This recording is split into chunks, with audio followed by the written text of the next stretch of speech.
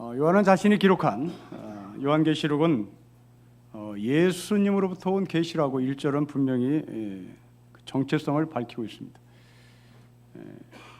여기서 예수 그리스도의 계시를 받았다는 말은 자신이 철저히 하나님의 대리자고 예수 그리스도의 종이라는 고백이죠. 다시 말하면 요한이 이 계시를 기록한 목적은 세상은 어떤 곳인지, 살만한 곳인지 못 살 곳인지 그런 정보를 제공하는 것이 아니란 말이고요. 또한 앞으로 이 세상이 어떻게 될 것인지에 대한 미래학을 논하는 책도 아닙니다. 계시록은 하나님의 편에 서서 이 세상이 어떠한지를 보고자 하는 입장이죠. 그래서 요한은 자신이 계시를 기록하는 이유에 대해서 9절은 이렇게 기록하죠. 이런 9절을 가지겠습니다. 시작. 나 요한은 너희 형제요 예수의 환난과 나라와 참회에 동참하는 자라. 하나님의 말씀과 예수를 증언하였으므로 말미암아 반모라는 섬에 있었습니다. 요한이 반모에 갇힌 이유는 하나님의 말씀과 예수를 증언하였기 때문입니다. 이게 이유입니다.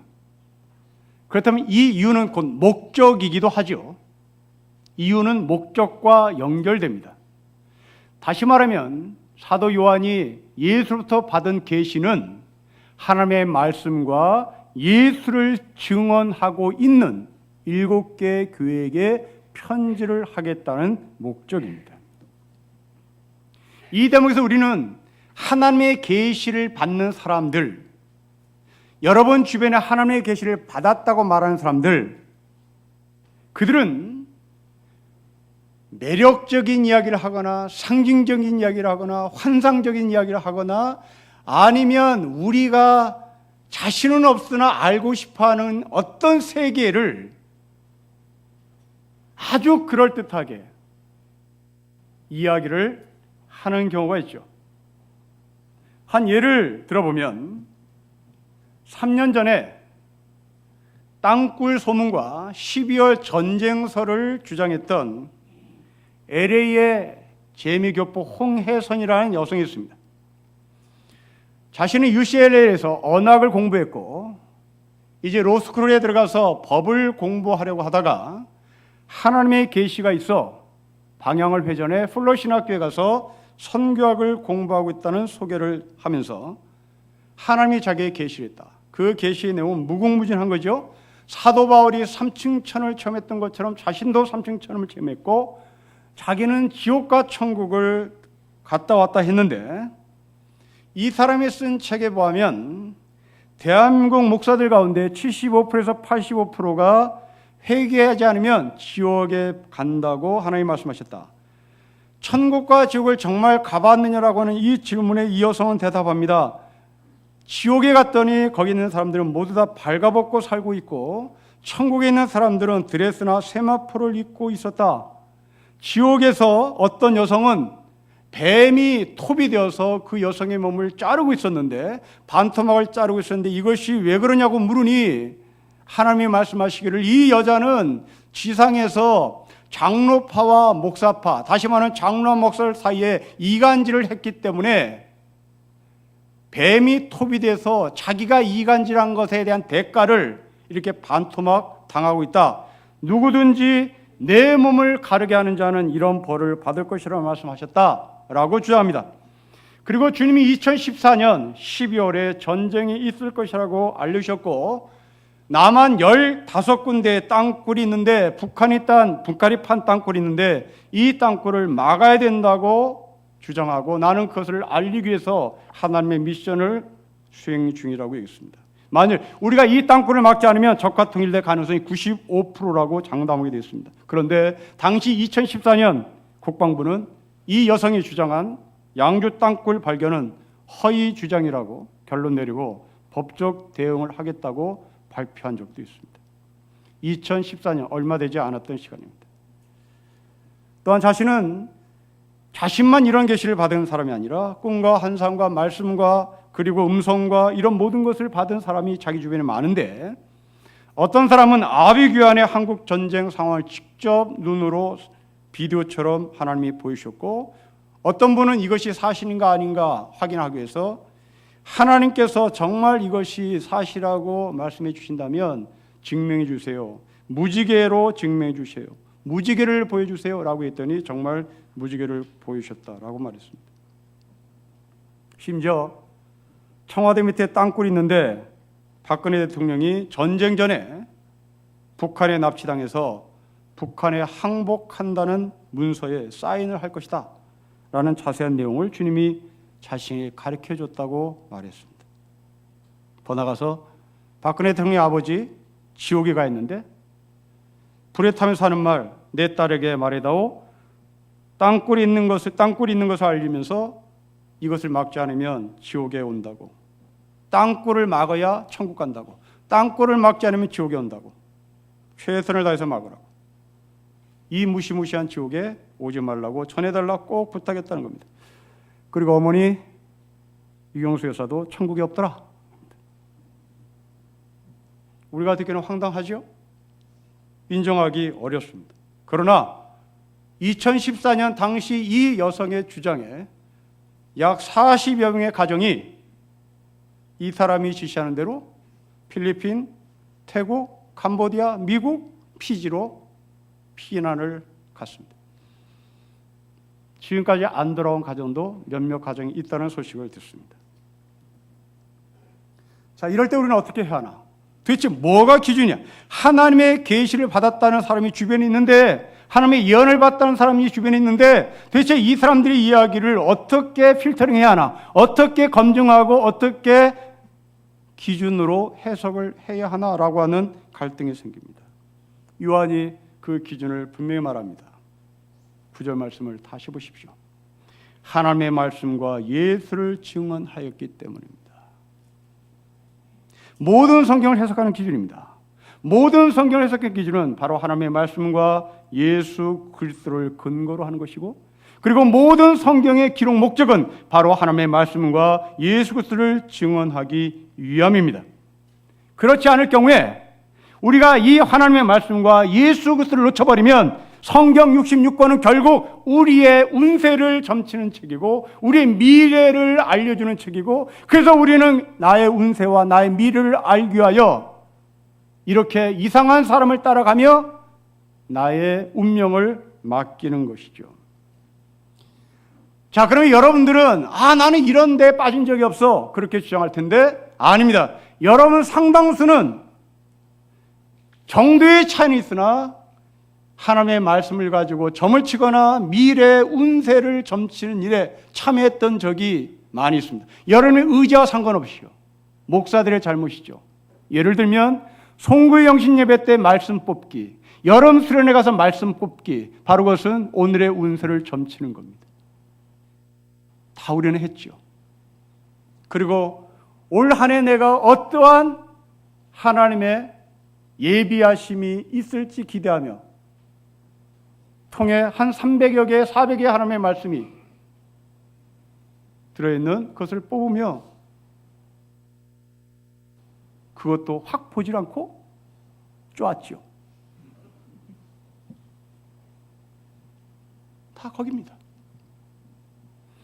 하나님의 말씀과 예수 그리스도를 증언한 것이 성경이고, 성경을 기록한 목적은 하나님의 말씀과 예수 그리스도를 증언하는, 예수가 그리스도인 것을 증언하는 것이 창세기부터 계시록까지 첫 성경책과 마지막 책의 한결같은 흐름인데 우리는 빗나가 다른 것에 관심을 갖습니다. 모든 계시의 중심은 바로 예수 그리스도입니다.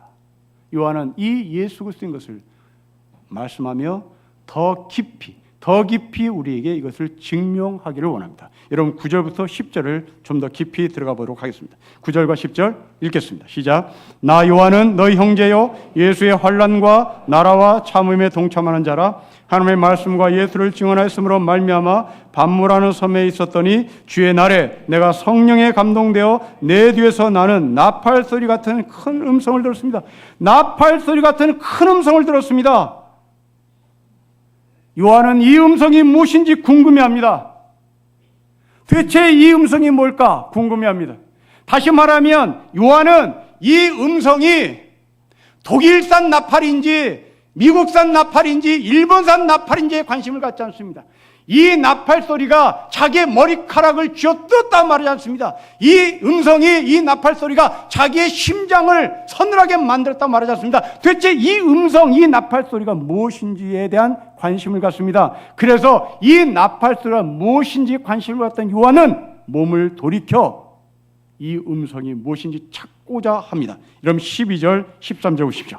같이 읽겠습니다. 시작. 몸을 돌이켜 나에게 말한 음성을 알아보려고 돌이킬 때에 7 금촛대를 보았는데 촛대 사이에 인자 같은 이가 발에 끌리는 옷을 입고 가슴에 금을 띠고 있습니다. 몸을 돌이켜 이 음성이 뭔가를 알아보고 봤더니 또 자기 안에 음성 말고 금촛대를 봤습니다. 그러자 이 요한이 이 금촛대가 순금인지 19금인지 14K인지에 대한 관심을 갖지 않습니다. 도대체 이 금촛대가 중량이 몇 그램인지 관심을 갖지 않습니다. 그냥 금촛대입니다. 큰 음성입니다. 금촛대입니다. 그냥 여기에 관심이 없습니다. 금촛대를 봤다. 그리고 금성을 봤다. 그것으로 끝납니다. 그리고 13절에 그 금촛대 사이에 요한의 눈에 들어온 한 분이 계셨습니다. 그분은 인자 같은 바로 예수 그리스도를 본 겁니다. 하나님의 계시를 받은 사람들의 기준입니다.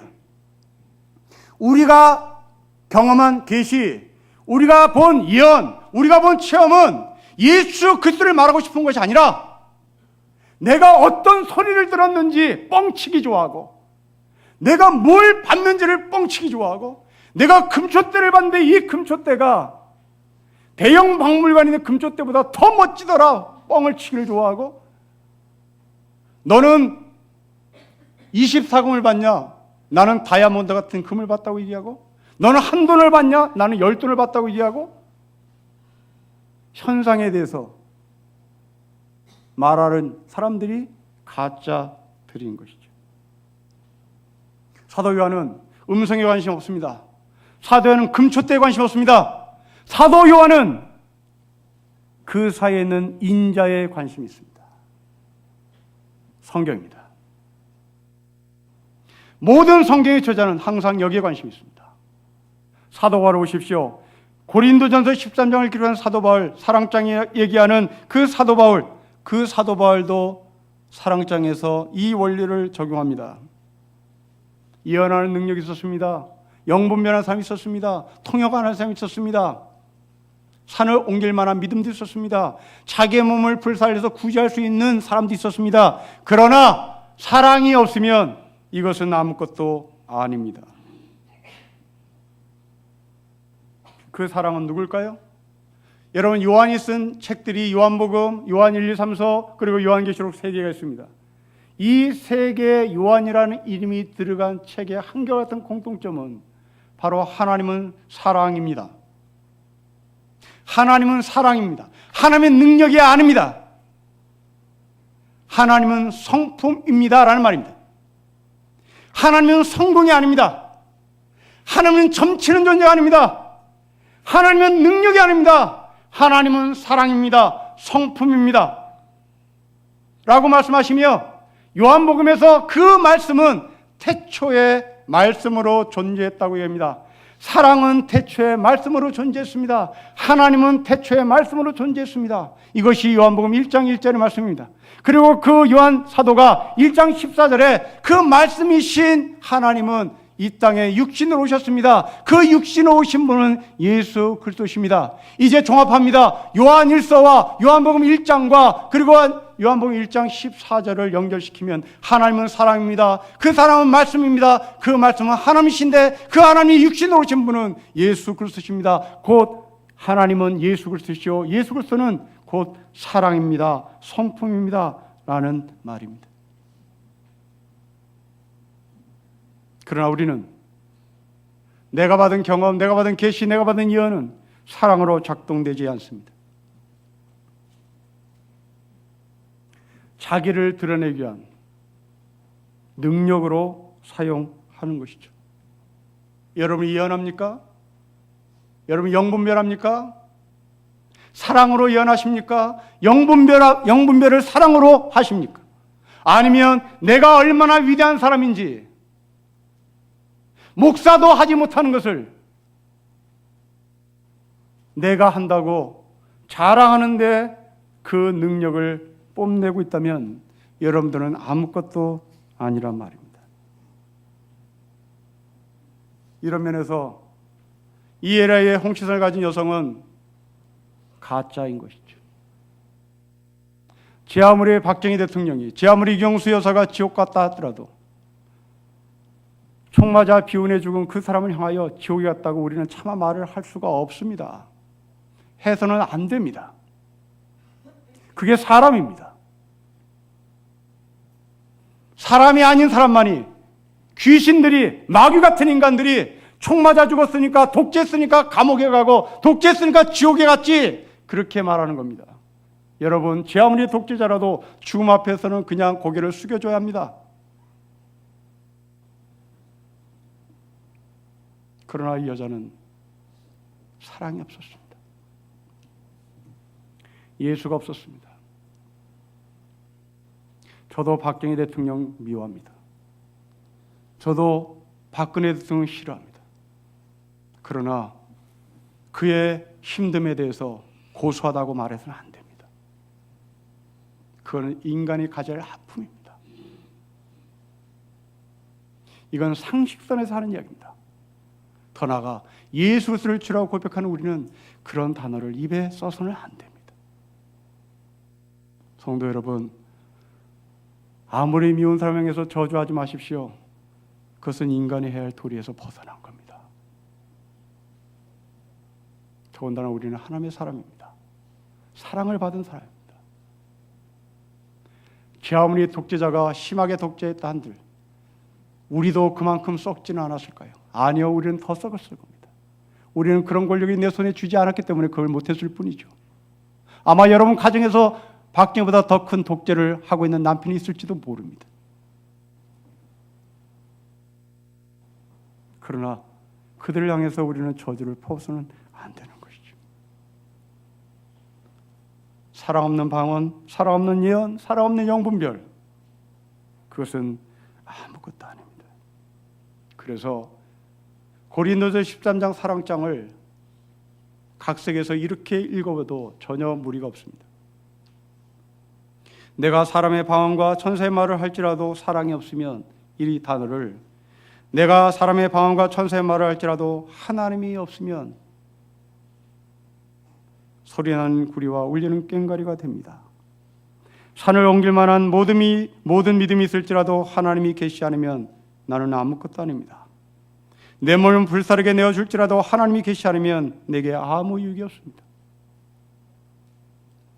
그리고 이 단어를 예수님과 바꿔 해서 읽어도 전혀 무리가 없습니다.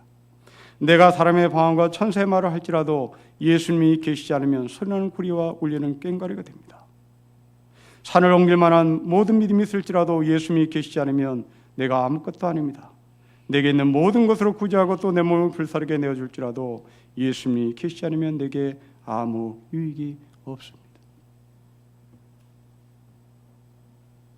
사도 요한은 반모에서 하나님의 계시와 환상을 보고 나서 환상과 계시를 자랑한 것이 아니라 말씀이신 하나님, 그 말씀이 육신 오신 예수 그리스도, 그 예수 그리스도의 성품을 7개의 교회에게 보내기를 소망했던 것이죠. 그러면 이렇게 사랑이 본질이신 예수님이 없는 가짜들, 진짜 같은 가짜들은 도대체 누구며? 진짜인데 나는 너를 모르겠다고 하나님께서 책망하신 사람은 누굴까? 진짜 같은 가짜는 누구며? 진짜긴 진짜인데 하나님께서 그 진짜를 책망한 사람들은 누굴까? 예수님은 진짜 같은 가짜를 우리에게 알려주며 진짜인데 책망하는 사람이 누구인지를 마태복음에서 이렇게 가르쳐줍니다. 이런 마태복음 7장을 보십시오.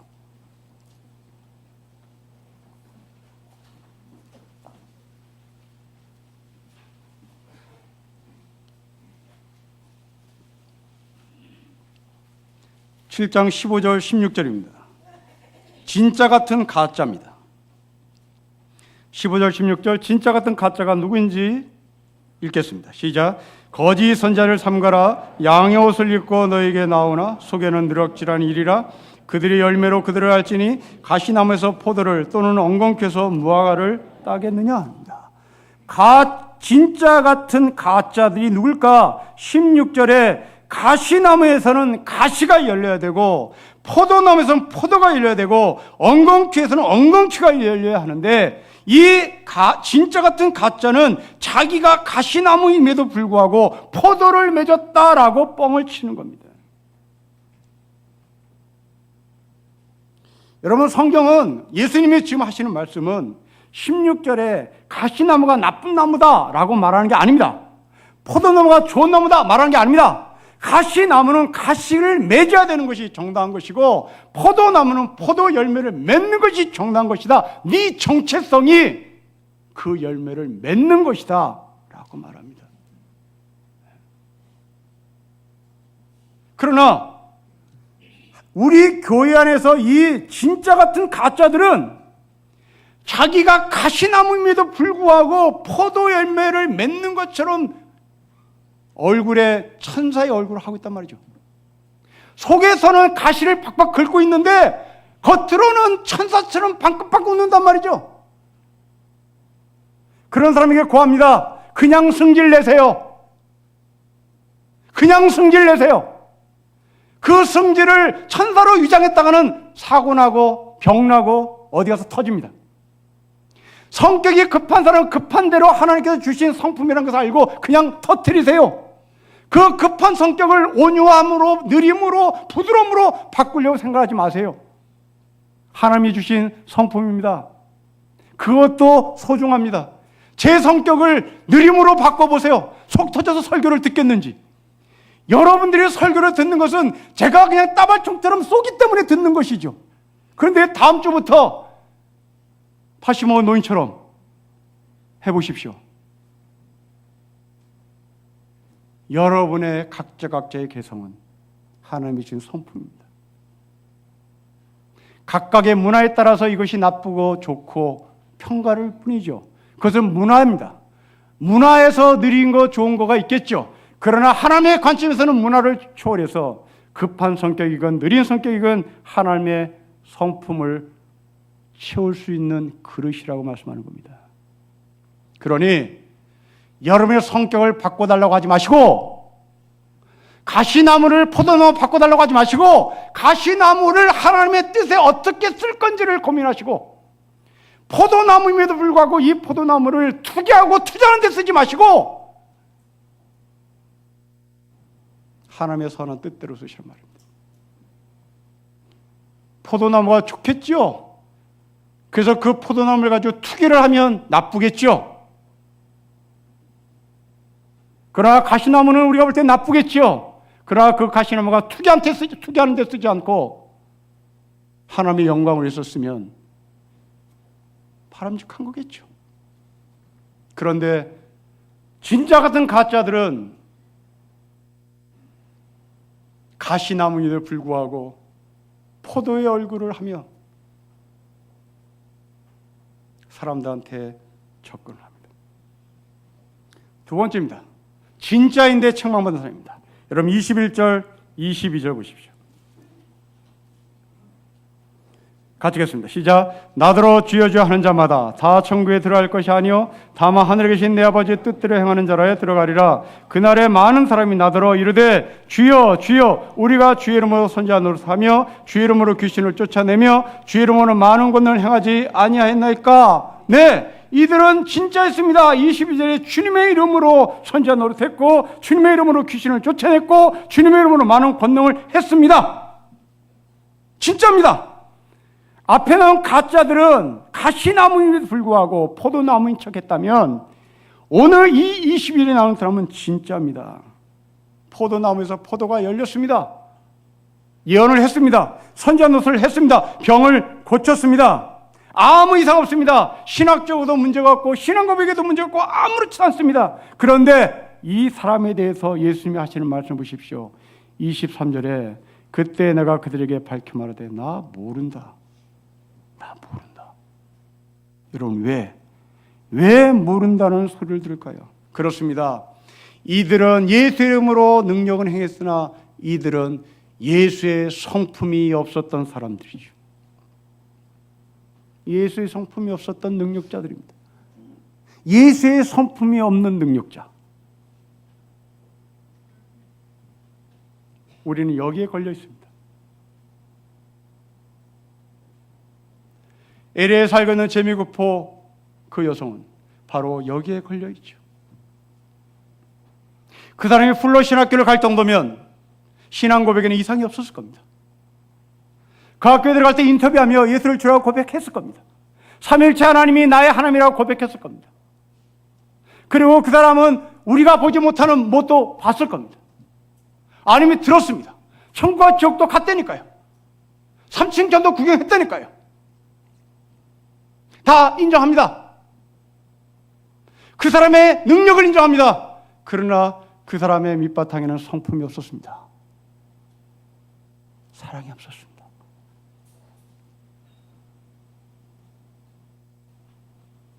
비명에 총 맞아 죽은 사람이 지옥에 갔다고.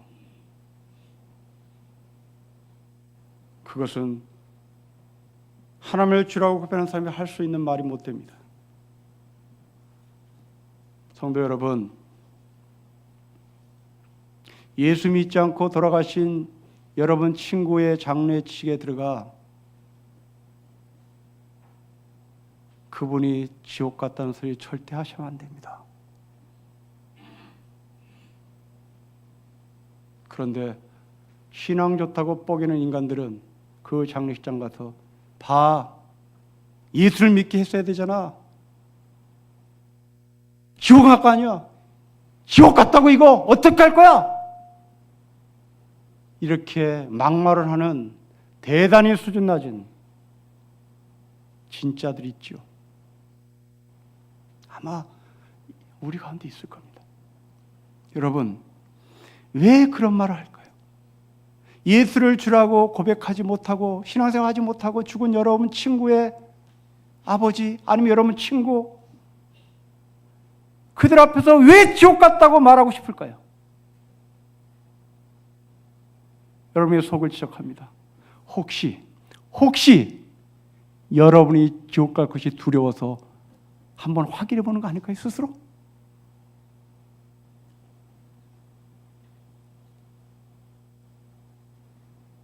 하나님의 사람은 그런 말 해서 안 됩니다.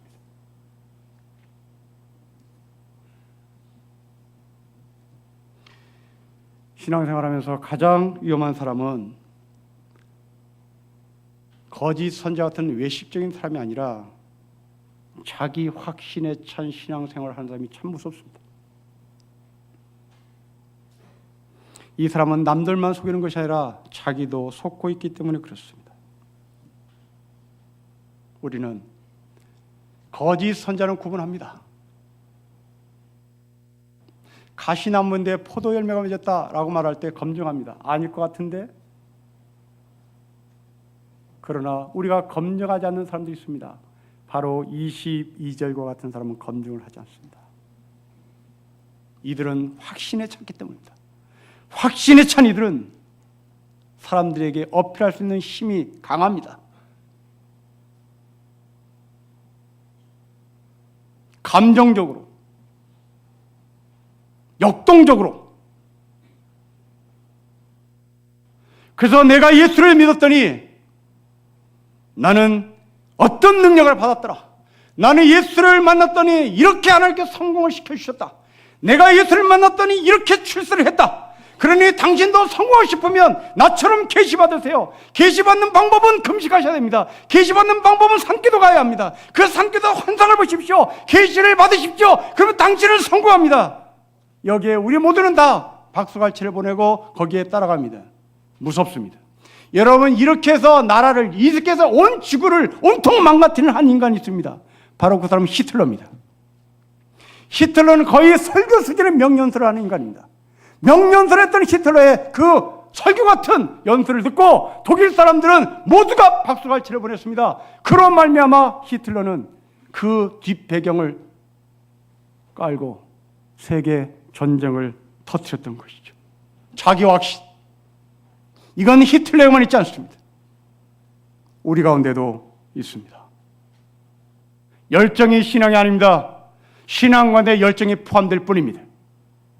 자기 확신이 신앙이 아닙니다. 신앙 가운데 자기 확신이 있을 뿐입니다. 여러분들이 예수 그리스도 안에서 자기 확신을 갖지 못해도 좋습니다. 여러분들이 예수 그리스도 안에서 열정이 없어도 좋습니다. 여러분들이 예수 그리스도 안에서 성품을 닮아가면 여러분들은 자기 확신이 있든지 열정이 있든지 없든지 상관없이 여러분들은 하나님의 백성입니다. 갈라디아서를 보십시오. 성령의 열매는 능력이 아닙니다. 모두가 다 성품입니다. 그 성품의 맨 앞에 선제 성품이 바로 사랑입니다. 우리의 신앙은 어떤 능력이냐, 어떤 은사를 받았냐에서 찾을 것이 아니라 바로 예수님의 성품에서 찾아야 합니다. 결과를 인정받지 마십시오. 정체성으로 출발하십시오. 결과를 인정받는 것이 아니라 정체성으로 출발합니다. 그리고 자기 확신이 아니라 하나님의 말씀에 순종해서 겸손히 하루하루를 살아가는 것입니다.